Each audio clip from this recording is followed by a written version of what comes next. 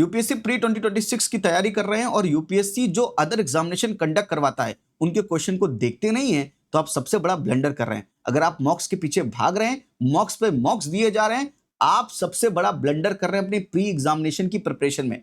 मैं ऐसा इसलिए कह रहा हूं, आप डायमंड को छोड़कर ब्रॉन्ज पे लगे हुए हैं। यूपीएससी खुद सवाल फ्रेम करता है, उन सवालों को छोड़कर आप कहां लगे हुए हैं? प्लीज लौट आइए। क्यों लौट आइए? क्योंकि यूपीएससी के अगर ये पेपर के क्वेश्चन करेंगे आप, तो आपको यूपीएससी का माइंडसेट पता चलेगा। यूपीएससी कौन से थीम्स पर फोकस कर रहा है, कौन से टॉपिक पर फोकस कर रहा है, ये important areas UPSC other examination में खुद बता रहा है, जिन पर फोकस करके आप प्री में अच्छे मार्क्स ला सकते हैं। पिछली बार भी मैंने जियो साइंटिस्ट 2025 के पेपर की इंपॉर्टेंट थीम बताई थी और उन्हीं थीम पर यूपीएससी ने प्री 2025 में सवाल भी पूछे हैं। और इस बार भी यूपीएससी जियो साइंटिस्ट का जो पेपर कंडक्ट करवाया अभी लेटेस्ट 2026 का, हो सकता है इसी पेपर की थीम से कई सवाल यूपीएससी प्री 2026 में आपको देखने को मिल जाए। जैसा कि मैंने पिछली वीडियो में डिस्कस किया था, प्रियम्बल के ऊपर जो सवाल हमने किए थे, बेसिक स्ट्रक्चर डॉक्ट्राइन के ऊपर सवाल करके मैंने बताया था कि देखिए इन सवालों को मर्ज करके भी यूपीएससी प्री 2026 में सवाल बना सकता है। अगर प्रिडिक्ट द अनप्रेडिक्टेबल सीरीज की एक भी वीडियो मिस कर रहे हैं तो बहुत कुछ मिस कर रहे हैं आप। मिस मत कीजिए, आइए इनको करते हैं। ये आपके लिए एक्स्ट्रा एडवांटेज है, ये आपको वाकई में प्री में बहुत हेल्प करेंगे। चलिए, पॉलिटी के सेक्शन से जियो साइंटिस्ट के पेपर में कौन से इंपॉर्टेंट एरियाज, कौन से इंपॉर्टेंट थीम पर यूपीएससी सवाल पूछ रहा है, आइए उन सवालों को करते हैं, उनके माइंडसेट को समझते हैं, उनके रैशनल को समझते हैं और ये समझते हैं कि कौन सी थीम्स प्री 2026 के लिए इंपॉर्टेंट हो सकती हैं।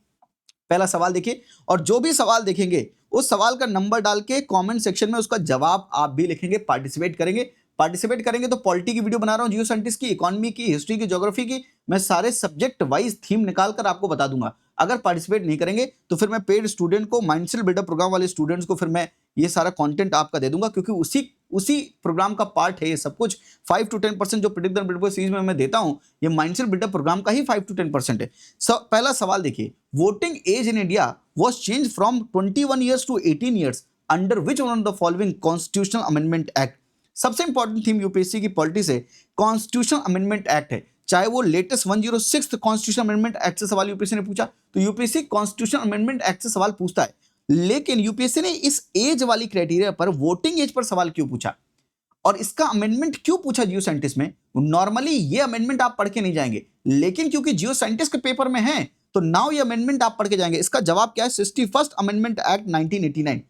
अब नॉर्मली ये एक्ट नहीं पढ़ेंगे, लेकिन अब पढ़ के जाएंगे क्योंकि जियो साइंटिस्ट के पेपर में वो बोल रहा है कि मेरा फोकस यहां पर है। क्यों उसका फोकस यहां पर है? क्योंकि अगर आप देखिए, एसआईआर जो है वो इंट्रोड्यूस किया था इलेक्शन कमीशन ऑफ इंडिया ने, और election commission of India news में है, और इसके रिलेटेड, इस वोटिंग एज के रिलेटेड कई ढेर सारी न्यूज आर्टिकल्स भी आए हैं, डायरेक्टली न्यूज आर्टिकल आए हैं। On this day a democratic milestone when the India lowered its voting age to 18 in 1988। तो ये जो चीजें चल रही करंट अफेयर में, उसी के कॉन्टेक्स्ट से यूपीएससी बैकवर्ड लिंकेज खींच के सवाल पूछता है आपसे। तो एसआईआर इंट्रोड्यूस किया इलेक्शन कमीशन ऑफ इंडिया ने, इसके ऊपर भी जियो साइंटिस्ट में सवाल है जो मैं अभी आपको दिखाऊंगा। तो यूपीएससी इस लॉजिक को पकड़ के सवाल बना रहा है, और ये अमेंडमेंट आप छोड़ के नहीं जा सकते हैं, क्योंकि अब ये जियो साइंटिस्ट में पूछ लिया तो अमेंडमेंट आपको ये पढ़ना पड़ेगा। अगर आप कहेंगे, कमेंट सेक्शन मुझे बताइए जो भी इंपॉर्टेंट अमेंडमेंट है इस बार के, जो प्री 2026 के लिए इंपॉर्टेंट हो सकते हैं, किन्हीं भी लॉजिक से, चाहे सीडीएस, सीएपीएफ, जियो साइंटिस्ट किसी भी पेपर में आया है, या ओवरऑल उनको कितने ईयर्स कंप्लीट हो रहे हैं, एनिवर्सरी ईयर्स कंप्लीट हो रहे हैं, तो उस लॉजिक्स में आपको निकाल कर वो सारे अमेंडमेंट आपको पढ़ा दूंगा। कमेंट सेक्शन बता दीजिए, अगर आपका सपोर्ट रहा, आपको सीखने की इच्छा है, तो मैं मेहनत करूं, मैं सिखाऊंगा आपको। इसका आंसर क्या है? 61st अमेंडमेंट एक्ट 1989, इसको जरूर पढ़ के जाएगा। ये सवाल हम कर चुके हैं प्रियम्बल के बारे में कि प्रियम्बल क्या है? Source of power for the legislature. नहीं, लेजिस्लेचर की सोर्स नहीं है, हमने पढ़ा था। ये ऑब्जेक्टिव तो है बिल्कुल। Less down the provision for the economic liberty, economic liberty नहीं है। एंड बिल्कुल state the source from which the constitution derive it's authority, ये हमने पढ़ा था पिछली क्लास में, पिछली ही वीडियो में हमने किया भी है कवर, तो फिर मैं इसको थोड़ा सा स्किप कर रहा हूं। यहाँ आंसर 2 and 4 है, इसके ऊपर हम एनालिसिस कर चुके हैं। लेकिन एक चीज समझना पड़ेगा, ये सवाल यूपीएससी पूछ क्यों रहा प्रियम्बल के ऊपर? समझिए, 42nd amendment act, 42nd constitution amendment act 1976, इसको भी 50 ईयर्स कंप्लीट हो रहे हैं 2026 में। 50 ईयर्स कंप्लीट हो रहे हैं 2026 में। उस लॉजिक से प्रियम्बल में जो अमेंडमेंट हुए हैं, उस लॉजिक से प्रियम्बल इंपॉर्टेंट है। क्या अमेंडमेंट हुआ था? एसएसआई, बता सकते हो एसएसआई मैंने क्या लिखा? साथ में बेरूबारी जो केस है उसको 65 ईयर्स हो रहे हैं, सर गोलकनाथ केस को 60 ईयर्स हो रहे हैं। तो given the more important rational of UPSC, preamble के ऊपर सवाल यूपीएससी ने पूछा। साथ में एक सवाल बेसिक स्ट्रक्चर के ऊपर भी पूछा। ये वाला सवाल बेसिक स्ट्रक्चर डॉक्ट्राइन के ऊपर है, इसको भी हमने पिछली वाली वीडियो में कवर किया था। तो यूपीएससी ने बेसिक स्ट्रक्चर डॉक्ट्राइन और साथ में प्रियम्बल के ऊपर सवाल पूछा, तो मेरा बेट ये है कि प्री 2026 में एक सवाल यूपीएससी प्रियम्बल को और बेसिक स्ट्रक्चर डॉक्ट्राइन को मर्ज करके पूछ सकता है। तो एक वीडियो मैंने बनाई थी प्रेडिक्ट द अनप्रेडिक्टेबल सीरीज में, जहां पर मैंने डिस्कस भी किया था किस तरह का सवाल बन सकता है। प्रियम्बल ट्रैप करके एक वीडियो होगी, जाकर जरूर देख लीजिएगा। अब देखिए यहां पर ये सवाल क्या है, no part of the constitution can be changed by an ordinary legislation unless so authorised. UPSC इतने प्यारे स्टेटमेंट बनाता है, ध्यान से अगर आप पढ़ेंगे, अगर आप यहां तक पढ़ेंगे तो आपको थोड़ा सा लगेगा अरे ये तो एक्सट्रीम है, no part of the constitution can be change by ordinary legislation. ये बात तो सही है, ऑर्डिनरी लेजिस्लेशन से आप कैसे चेंज करेंगे, अमेंडमेंट अंडर आर्टिकल 368 करना पड़ेगा। लेकिन यहां पर क्या लिखा है, unless so authorised, unless so authorised, मतलब अगर कॉन्स्टिट्यूशन ऑथराइज करके दे कि ऑर्डिनरी लेजिस्लेशन से आप अमेंडमेंट कर सकते हैं, तो आप फिर अमेंड कर सकते हैं, आप फिर चेंज कर सकते हैं। इसलिए ये स्टेटमेंट एकदम सही है, क्या प्यारा स्टेटमेंट है। All part of the constitution can be amended including the basic feature. अरे केशवानंद भारती केस में यही तो कहा गया था कि parliament can amend anything in the constitution but basic structure, parliament can not touch basic structure of the constitution. Kesavananda Bharati case 1973, judicial innovation of basic structure doctrine, तो statement एकदम गलत है। And the fundamental rights can be amended under article 368, तो amend हो भी चुके हैं, ये तो ठीक है, ये तो नॉर्मल बात है। तो इसका आंसर क्या होगा, इसका आंसर होगा 1 and 3। चलिए नेक्स्ट आते हैं, लोकल सेल्फ गवर्नमेंट के ऊपर सवाल पूछा यूपीएससी ने। मैंने एक लॉजिक बताया था अभी I think second last video में, कि एक यूपीएससी का पैटर्न है, 1995 की जो थीम थी वही 2005 की थीम थी, वही 2015 की थीम थी, वही 2025 की थीम थी। और उसमें मैंने आपको बताया था पंचायती राज 1995 में भी पूछा गया, 2005 में पूछा गया था, 2015 में पूछा गया था। तो मैंने आपको उस वीडियो में बताया था, और प्रेडिक्ट द अनप्रेडिक्टेबल सीरीज 2025 के लिए जो कर रहे थे, वहां पर भी बताया था कि पंचायती राज सिस्टम इंस्टीट्यूशन से सवाल आ सकता है 2025 में, और पंचायती राज इंस्टीट्यूशन सवाल पूछा भी गया। और यूपीएससी ने जियो साइंटिस्ट 2026 के पेपर में भी लोकल सेल्फ गवर्नमेंट के ऊपर सवाल पूछा। And more important, schedule 7 list of the constitution के बारे में सवाल पूछ रहा है। तो यूपीएससी इस तरह से सवाल आपके लिए लोकल सेल्फ गवर्नमेंट के या स्टेट की लिस्ट में कौन कौन सी चीजें आती हैं, लोकल सेल्फ गवर्नमेंट के अंदर कौन कौन से सब्जेक्ट आते हैं, शेड्यूल 11, शेड्यूल 12 जरूर पढ़ के जाइएगा। Urban local bodies and rural local bodies के बारे में जरूर पढ़ के जाइएगा। इस बार भी यूपीएससी आपसे सवाल पूछ सकता है। जियो साइंटिस्ट के पेपर में ये अपना माइंडसेट शो करते हैं, अपनी जो एग्जामिनर जिस थॉट प्रोसेस से बनाता है एग्जामिनेशन, जिस थॉट प्रोसेस से थीम्स को सेट करता है, टॉपिक्स को सेलेक्ट करता है, वो आपको शो कर रहा है। लेकिन कुछ लोग देख नहीं पाते हैं, देखना पड़ेगा ही आपको। Local self government in both rural and urban areas falls under which of the following, union list, concurrent list, state list, both the union and the state list in which the centre has the final से। इसका जवाब क्या है, comment section में जवाब बताइए, क्या है इसका जवाब, बिल्कुल स्टेट लिस्ट में आएगा। नॉर्मल सवाल है, ज्यादा दिक्कत वाली बात नहीं। पांचवा सवाल देखिए, नंबर ऑफ जजेस in the supreme court can be increased by Constitutional Amendment, President of India, Act of the Parliament, Decision taken by the Chief Justice of India in consultation with the other judges। इसका answer क्या होगा। इस बात judiciary important है, appointment, removal, ये important topics हैं, जरूर पढ़ के जाइएगा। और नंबर ऑफ जजेस कैसे इंक्रीज कर सकते हैं, by act of parliament, by act of parliament, parliament चाहे तो इंक्रीज कर सकती है। छठवां सवाल देखिए, which of the following is the first state to universalise the pre primary education formally. Education के बारे में जब भी बात आती है, इसका आंसर आप गेस कर सकते हैं क्या है, केरला, वेस्ट बंगाल, पंजाब, कर्नाटका। इसका आंसर क्या होगा, बिल्कुल इसका आंसर है केरला। सेवेंथ क्वेश्चन पे मूव करते हैं, who among the following hold his her office at the pleasure of the president. President के प्लेजर पर कौन अपना ऑफिस होल्ड करता है, chairman of the public service commission. मैंने कहा था ना, एक मैंने आपको प्रेडिक्ट द अनप्रेडिक्टेबल सीरीज में बताया था, यूपीएससी को 100 साल कंप्लीट हो रहे हैं, UPSC itself is completing 100 years, and this time UPSC can ask question about UPSC on UPSC। इसकी भी वीडियो मैं बना रखा हूं प्रेडिक्ट द अनप्रेडिक्टेबल सीरीज में, प्लीज मिस मत कीजिएगा। यूपीएससी क्या सवाल बना सकता है ये भी आपको पता होना चाहिए। जरूर याद रखिए, यूपीएससी के पास ये गोल्डन अपॉर्चुनिटी है अपने ऊपर सवाल पूछने का, अदरवाइज वो अपने ऊपर सवाल नहीं पूछता है। तो देखिए यहां पर ये लिखा भी है, chairman of the public service commission. I hope you are getting hint from this, statement only।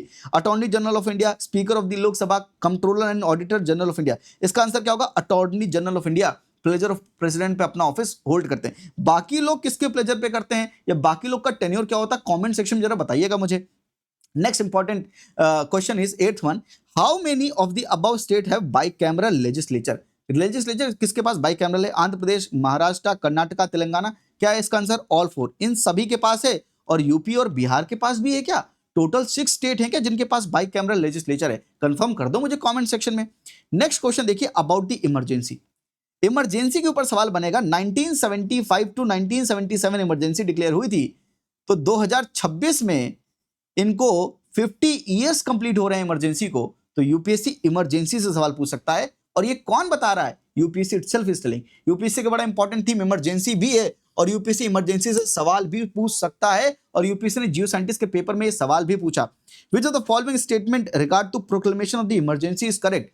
It can not be operation unless approved by the resolution of both the houses of the parliament within 1 month. Proclamation is immune from the judicial review. Proclamation of the emergency may be made by the President of India at any time if the security of India country is threatened, and the President of India can issue a proclamation of revocation any time if the Lok Sabha passes a resolution. इसका जवाब मुझे बताइए। 50 साल complete हो रहा है emergency को, emergency के ऊपर सवाल बन सकता है 2026 में। जियो साइंटिस्ट में कितना प्यारा 4 स्टेटमेंट का ये सवाल पूछा है। It can not be in operation unless approved by the both the house of with in the 1 month, ये एकदम सही स्टेटमेंट है। Proclamation is immune from the judicial review, judicial review से ये इम्यून नहीं है, हम जुडिशरी इसको रिव्यू कर सकती है, आप कोर्ट के पास जा सकते हैं प्रोक्लेमेशन के बारे में। थर्ड स्टेटमेंट देखिए, proclamation of the emergency may be made by the president of India at any time if the security of the country is threatened, बिल्कुल सही बात है, इसी के लिए इमरजेंसी है। President of India can issue a proclamation of revocation any time if the Lok Sabha passes a resolution. President of India can नहीं, president of India must issue a proclamation of revocation, must issue. Lok Sabha ने अगर ये बोल दिया, पास कर दिया resolution कि आप इमरजेंसी हटानी है, तो इमरजेंसी हटानी पड़ेगी, रिवोक करनी पड़ेगी, मस्ट इशू, कैन नहीं। तो इसलिए ये चौथा स्टेटमेंट गलत होगा मेरे हिसाब से। इसका आंसर 1 और 3, इसका आंसर ए होना चाहिए, इसका आंसर 1 और 3 होना चाहिए, यस। और मैं क्या कर रहा था, इलेक्शन कमीशन ऑफ इंडिया ने SIR इंट्रोड्यूस किया है। जियो साइंटिस्ट के पेपर में पूछा कि फुल फॉर्म क्या है, प्री 2026 में फुल फ्लेजेड सवाल बन सकता है SIR के ऊपर। SIR क्या है? Special intensive revision. इसका आंसर क्या होगा? इसका आंसर है सी। नेक्स्ट क्वेश्चन देखिए, 11वां question, which of the following statement is correct about the advisory jurisdiction of the supreme court of India? Advisory jurisdiction 143 में, जहां पर I love you between supreme court and yes president of India, इन दोनों के बीच का opinion कौन किसको मांग सकते हैं, प्रेसिडेंट साहब सुप्रीम कोर्ट से ओपिनियन मांग सकते हैं, उसके बारे में आर्टिकल 143 है।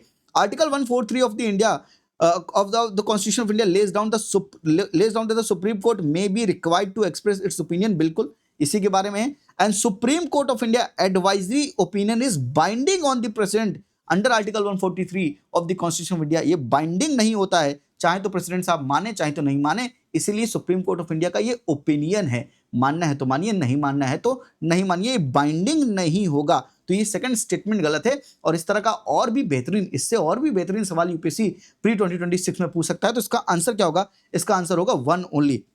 नेक्स्ट आते हैं, प्रोविजंस कहां से बोरो किए हैं? गवर्नमेंट ऑफ इंडिया एक्ट 1935 के ऊपर सवाल यूपीएससी पूछेगा 2026 के प्री में, पूछ सकता है। और ये भी पूछ सकता है कौन से फीचर, कौन से प्रोविजंस हमने कहां से, कौन सी कंट्री से बोरो किए हैं।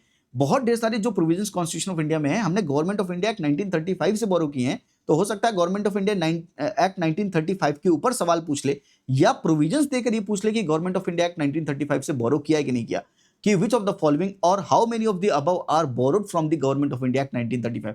ऐसा सवाल बन जाए तो शॉक मत होइएगा, प्री में जब सवाल बनेगा ये वीडियो याद आएगी, आपको समझ में आएगा इसका रेलेवेंस क्या है। Provision and borrowed from centrifugal form of federalism, मतलब स्ट्रॉन्ग सेंटर, कनाडा से लिया, बिल्कुल लिया कनाडा से ही।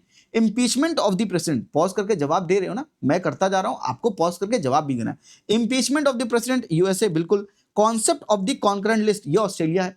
एंड फंडामेंटल ड्यूटीज हमने USSR रशिया से लिया है। तो मतलब ये दोनों स्टेटमेंट गलत है, ये दोनों सही है। How many are correct? 2 are correct, तो आंसर इज 2। तो ये फीचर ऑफ इंडियन कॉन्स्टिट्यूशन के ऊपर सवाल पूछा जा सकता है, कहां से बोरो किया। राइट टू प्रॉपर्टी के ऊपर यूपीएससी ने सवाल पूछा जियो साइंटिस्ट में कि which of the following is are correct regarding the right to property under the constitution of India. Right to property was part of fundamental rights, बिल्कुल फंडामेंटल राइट अंडर आर्टिकल, बोलो under article 1931, ऐसा है क्या?